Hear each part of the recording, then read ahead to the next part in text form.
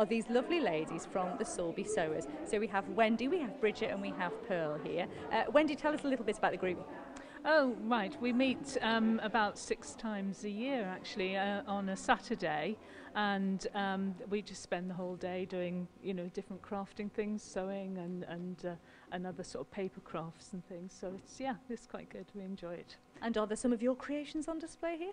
Yeah, quite a few of mine. Yes, that quilt was mine. The little bag was mine. The designs are so intricate. That's the thing that's amazing me, is that, this isn't just let's put a bit of material around a cushion. I mean, you must have spent hours creating these. Yes, not only me, but yes, all the other ladies have as well. Yes, fantastic, really. And just we're one of the people that sort of cut up bits of fabric and put them all back together again. So it's quite good fun. Yeah. And someone else who has a number of works on display here is Bridget. Bridget, you've got such a variety of stuff here. Well, yeah, I've got crocheting and needle felting and decoupage as opposed to decoupage on display. Yeah. I have to say, the one that caught our eye was your mermaid. Let's just say we have to leave her hair down to cover certain areas, but they are beautiful mermaids. They are really wonderful. When did you get involved in all of this creativity?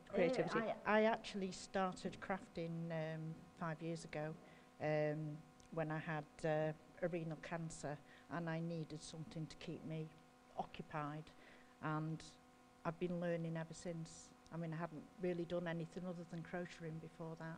But your mum has always been quite crafty, and she is here. That sounds nice. Sorry, yes, I didn't quite mean it like that. that. But before we talk about the things that you do as well, Pearl, you have a very special connection with this hall.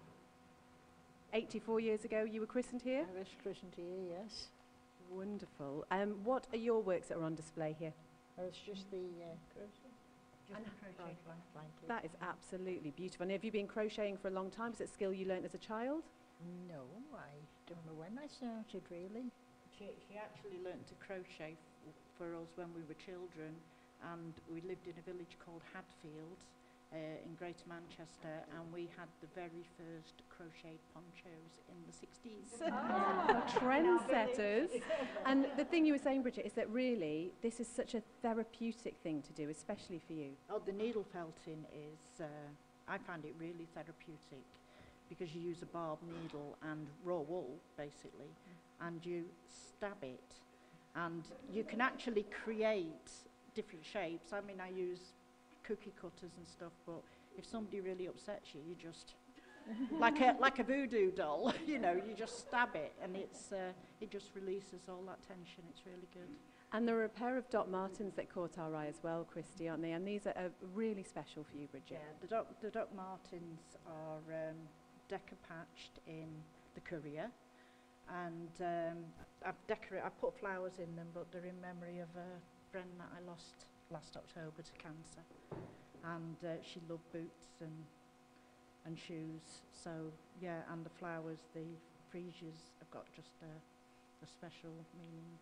Well, it's just stunning around here, but do you have to be pretty skilled before you come along to the Sulby Sewers? No, not at all. No, we really, anybody that is interested, we'd always teach them how to do, whatever project we're doing at the time. Yes, anyone's welcome. Oh, wonderful. At the moment, I think we've sort of probably got a full membership, but, obviously, if anyone's interested, we'd be happy for them to get in touch. Yes.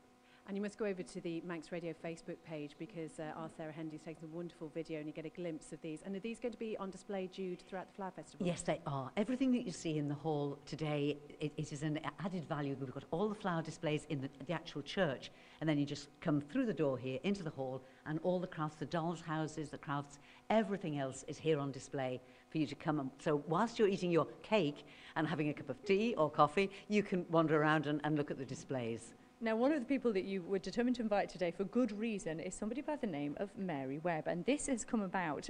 This is a nice little story to do with Manx Radio here. Well, yes, it is, and this goes back a year or two. Come over here, Mary, lovely Mary Webb, who is, and I say in the best possible way, she's a stalwart of this church and of the community.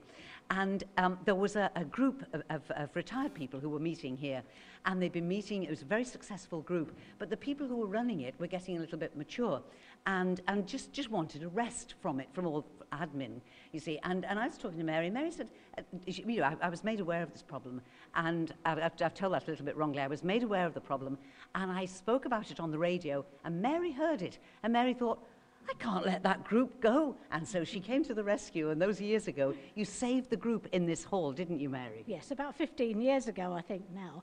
The group has actually been going well over 30 years, so a long time before I took over.